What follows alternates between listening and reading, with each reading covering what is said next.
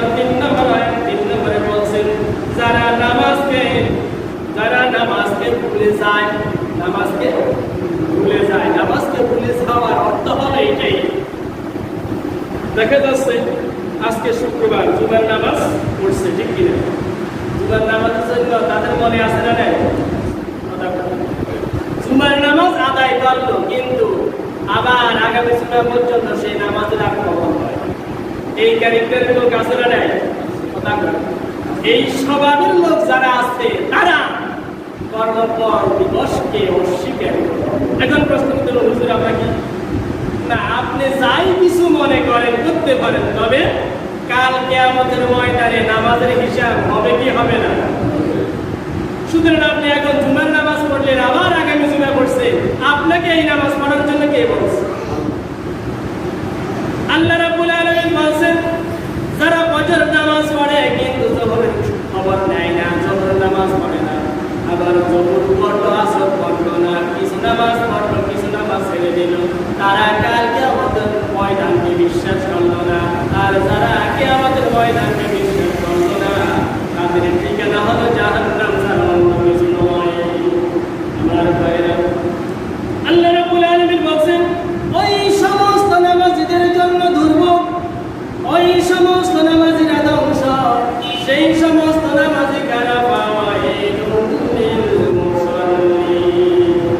ওই সমস্ত নামাজীরা ধ্বংস, তারা কারা? আল্লাযীনা হুম আন সালাতিহিম সাহুন। আবার আল্লাহ বলছেন ওই সমস্ত নামাজীরা ধ্বংস, সেই সমস্ত নামাজী কারা? আল্লাযীনা হুম আন সালাতিহিম সাহুন, যারা নামাজের ব্যাপারে গাফেল, এক ওয়াক্ত নামাজ পড়লো আর এক ওয়াক্ত ছেড়ে দিল, এক শুক্রবার নামাজ পড়লো আর সপ্তাহের মাঝামাঝি খবর লইল না, তারা হলো গাফেল, তারা হলো গাফেল। আমার ভাইরা, এই আয়াতের ব্যাখ্যার ভিতরে যদি আমরা তাকাই, দেখা যাচ্ছে 10 শ্রেণীর লোকের নামাজ কবুল হয় না। কত শ্রেণীর লোক? কথা বুঝি না। 10 শ্রেণীর লোকের নামাজ কবুল হয় না। এখন এই শ্রেণীর লোকগুলো সম্পর্কে আমাদের জানার দরকার আছে না নাই? কথা বলেন, জানার দরকার আছে কিনা? 1 নম্বর হলো তাদের নামাজ কবুল হবে না যারা বিনা প্রয়োজনে, বিনা কাজে জামাত ছেড়ে দেয়। বিনা কাজে জামাত ছেড়ে দেয়, তাদের নামাজ আল্লাহর দরবারে কবুল হয়। শর্ত হলো কি? বিনা প্রয়োজন নাই, এই দোকানে বসে আছে, নামাজ পড়বে পরে দেখা যাচ্ছে জামাত হয়ে গেছে, সেই নামাজ আর পড়বে না। এটা হলো বিনা প্রয়োজন। এই চরিত্রের লোক আছে না নাই? সুতরাং 1 নম্বর হলো যারা বিনা প্রয়োজনে জামাত ছেড়ে দেয়, তাদের নামাজ আল্লাহর দরবারে কবুল হয়। 2 নম্বর হলো তাদের নামাজ আল্লাহর দরবারে কবুল হয় না যাদের যাকাত দেওয়ার মতো এবিলিটি আছে কিন্তু যাকাত দেয় না। এইটাই হলো কাছে না, যাকাত দিলে তো বাংলাদেশের সম্পদ কমে যাবে, এই ভয়তে সেই কি যাকাত দেয় না। সুতরাং যারা যাকাত দেবেন না, আমার আল্লাহ বলতেছেন তাদের নামাজ কবুল। তাহলে যাকাত দেওয়ার দরকার আছে না নাই? যাকাত দেব না নেব? হ্যাঁ, যাকাত আমরা দেবো ইনশাআল্লাহ।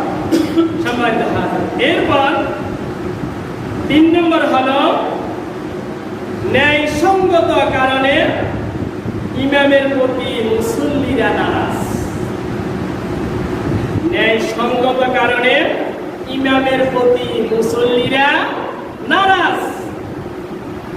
আল্লাহ রাসূল সাল্লাল্লাহু আলাইহি ওয়াসাল্লাম একটা হাদিসের ভিতরে 3 শ্রেণীর লোকের কথা উল্লেখ করেছেন। একটা হলো ওই সমস্ত ইমামদের প্রতি খোদার নাম, এটাই আমার রাসূল দোয়া করতেছে না বদুয়া দিতেছে? রাসূলের বদুয়া কবুল হবে কি হবে না? সুতরাং রাসূল সাল্লাল্লাহু আলাইহি ওয়াসাল্লাম অভিশাপ দিতেছেন ওই সমস্ত ইমামদের প্রতি খোদার নাম, আল্লাহর নাম, যেই সমস্ত ইমামেরা ইমামতি নিয়ে বসে আছে অথচ তার মুসল্লিরা এই লোকটা ইমাম থাকুক এটা চায় না। এই টাইপের লোক আছে না নাই? মুসল্লিরা ইমামের প্রতি যুক্তিযুক্ত কারণ অসন্তুষ্ট, যুক্তিযুক্ত কারণ। আপনার দেখা যাচ্ছে ইমাম সাহেবের কোনো কথা আপনার কাছে ভালো লাগলো না, তবে ইসলাম সেই কথাটাই বলছে। ইসলাম ইমাম সাহেব যেই কথাটা বললো সেই কথাটা ইসলাম সাপোর্ট করলো, কিন্তু আপনার কাছে আপনার দুর্বলতার কারণে আপনার কাছে পছন্দ হয় না, এই জন্য আপনি ইমামের প্রতি অসন্তুষ্ট। এই অসন্তুষ্ট আপনি যেই প্রতি অসন্তুষ্ট, ইমাম সাহেব যেই কথা বলছে এটা ইসলামও সাপোর্ট করে না, আপনিও সাপোর্ট করেন না, সুতরাং এটা হলো যুক্তিসঙ্গত। এটা হলো কি যুক্তিসঙ্গত। সুতরাং ওই ইমামের প্রতি খোদার না যুক্তিযুক্ত কারণে মুসল্লিরা তাদের উপর অসন্তুষ্ট, কিন্তু সেই ইমাম হয়ে ইমাম সাজে গ্রুপিং করে ইমাম সাজে বসে আছে। এইটার কোনো কাছে না নেই। ইমাম সাহেবকে মুসল্লিরা কিছু মুসল্লিরা ইমাম সাহেব রাখবো না, তখন ইমাম সাহেব গ্রুপিং করে কি আছে না নাই? এই টাইপের ইমামদের নামাজ আল্লাহ দরবারে কবুল। একই হাদিসের ভিতরে আল্লাহ রাসূল সাল্লাল্লাহু আলাইহি ওয়াসাল্লাম বললেন, ওই স্বামীর প্রতি খোদার নাম, যে স্বামীর স্ত্রী স্বামীর অবাধ্য চলে, স্বামীর কথা মানে না, কিন্তু ওই স্বামী সেজে বসে আছে। এই জায়গায় লোক আছে না নাই? তামাম বাংলাদেশের ভিতরে যদি তাকান অসংখ্য কুটুম্বে আছে, স্বামীর পরে স্ত্রী অসন্তুষ্ট।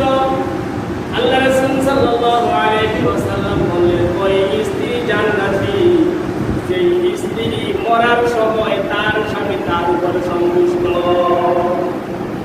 সুতরাং স্বামীর সাথে স্ত্রীর সাথে আমার আল্লাহ বলছেন, হুন্না লিবাসুল লাকুম ওয়া আনতুম লিবাসুল লাহুন্না।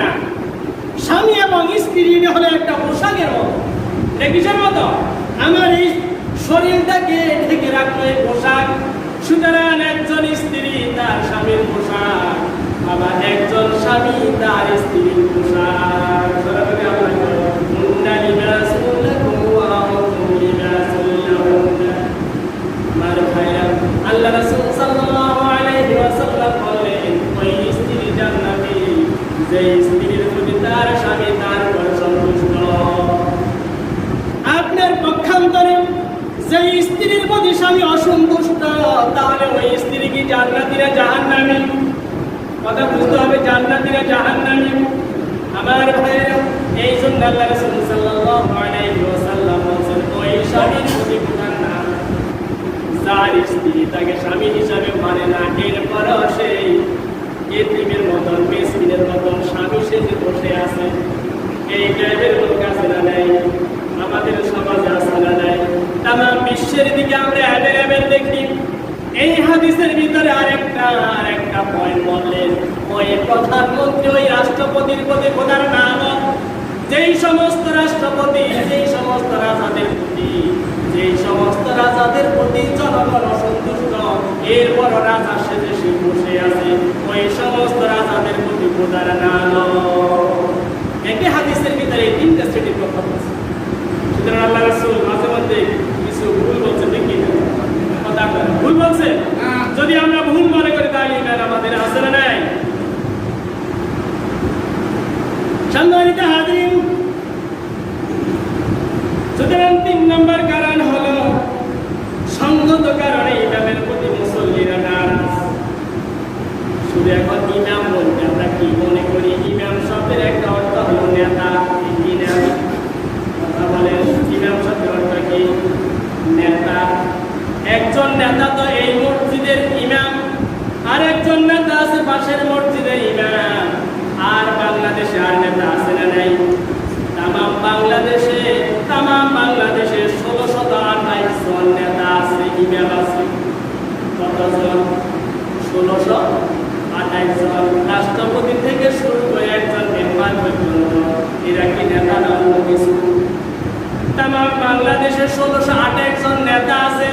এই সমস্ত নেতাগুলোর প্রতি যদি জনগণ যুক্তিযুক্ত কারণে, ন্যায়সঙ্গত কারণে অসন্তুষ্ট হয়, এরপরও যদি তারা নেতার সাথে বসে থাকে, আমার আল্লাহ বলছেন তাদের নামাজ কবুল হয় না, তাদের নামাজ কবুল হবে না। এরপরে 4 নম্বর হলো পালায়নকারী গোলাম। পালায়নকারী গোলাম হলো, দেখা যাচ্ছে একটা দোকানে 2 জনে দোকানে দুইজন কর্মচারী আছে, নামাজের সময় হলো, মহাজনকে বলল আমি নামাজে যাই। মহাজন যদি বলে ঠিক আছে তুমি নামাজ পড়ে আসো, কোনো অসুবিধা নাই, কিন্তু মহাজনকে না বলে যদি নামাজে যায় ওই নামাজ আল্লাহর দরবারে কবুল হবে না। সুতরাং পালায়নকারী গোলাম, যেই গোলামি ছেড়ে নামাজ পড়ার জন্য গেল, তার নামাজ আল্লাহর দরবারে কবুল হবে না। তবে যাওয়ার আগে তুমি অবশ্যই তুমি যেই দোকানে আসা, এখন প্রশ্ন করতে পারেন হুজুর এটা তো নামাজ, এটা হলো চাকরি। এখন তুমি যে দোকানে জয়েন করেছো, কোনো কাজে তুমি জয়েন করছো, তোমার সাথে কোম্পানির সাথে দোকানদারের সাথে চুক্তি হলো সকাল 8টায় বা সকাল 9টা পর্যন্ত দোকানে থাকতে হবে। এটা তোমার কাছ থেকে তোমার মালিক খরিদ করে নিয়েছে। সুতরাং এই সময়টা তুমি তার এইখানে থাকা তোমার জন্য পর্যায়, তোমার জন্য পর্যায়। সুতরাং এই পর্যায়ে তুমি নামাজ পড়ো। ইমাম আপনার দোকানের মহাজন তো এত কঠোর নয়, তোমাকে নামাজ পড়ার জন্য দেবে না, অবশ্যই নামাজ পড়ার জন্য দেবে। তবে তুমি বলে যাও, কি করো বলে যাও, না বলে যাওয়া সম্মানিত হাজিরিন। এরপরে 5 নম্বরে ওই সমস্ত লোকগুলোর নামাজ কবুল হবে না যারা মদ খায়। এই টাইপের লোক আছে না নাই? মদ খাওয়া হারাম না হালাল? গাঁজা খাওয়া হারাম না হালাল? ইয়াবা খাওয়া হারাম না হালাল? ইয়াবার ব্যবসা করা হারাম না হালাল? সুতরাং যারা ইয়াবার ব্যবসা করবে, যারা ইয়াবা খাবে, যারা ইয়াবা পান করবে, যারা মদ খাবে, যারা গাঁজা খাবে, যারা পেন্সিডিল খাবে, ব্যবসা করবে, তারা যতই সুবিধা হোক না কেন, যতই জিব্বা গাইতে নামাজ পড়ুক না কেন, তাদের নামাজ আল্লাহর দরবারে কবুল হবে না।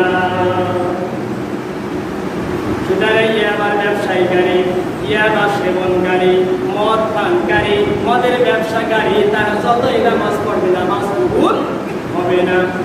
আমার ভাইরা, এরপর 6 নম্বর কারণ হলো,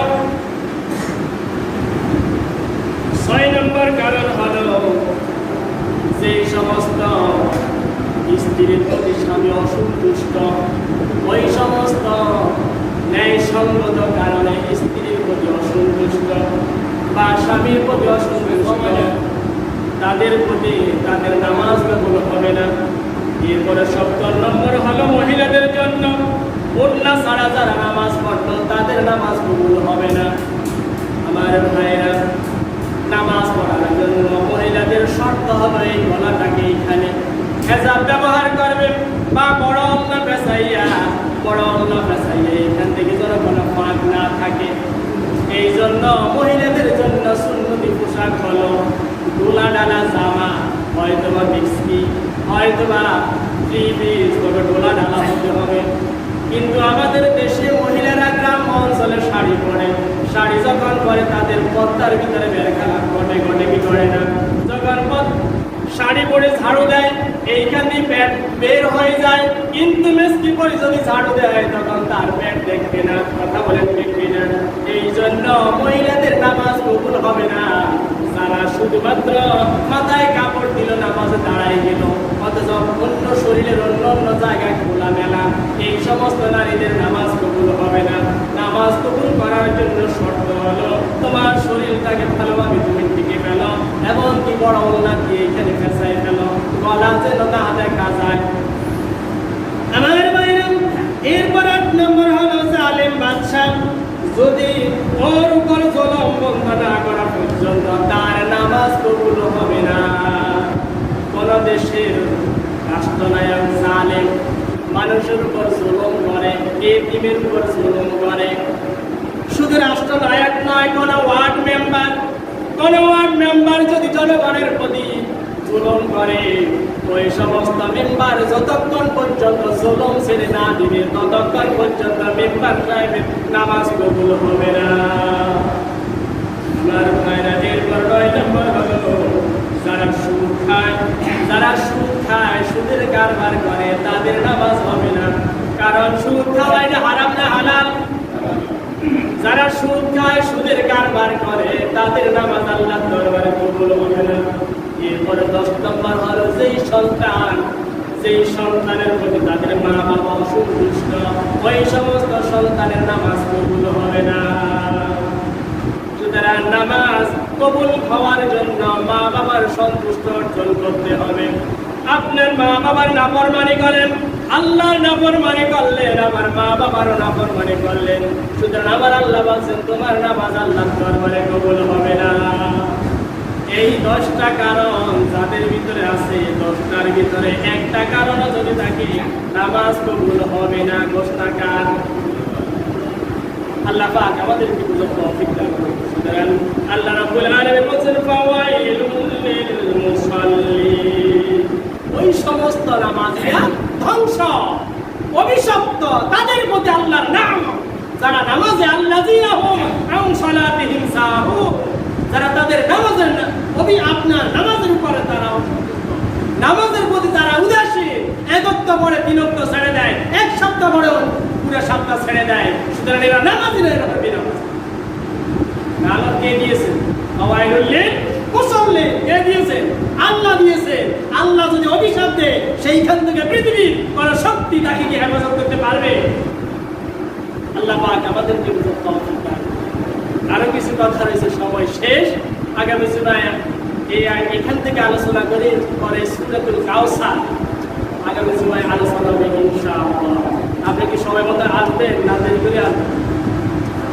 সময় মতো আসবেন তো? আল্লাহ পাক আমাদেরকে সময় মতো আসার তৌফিক দান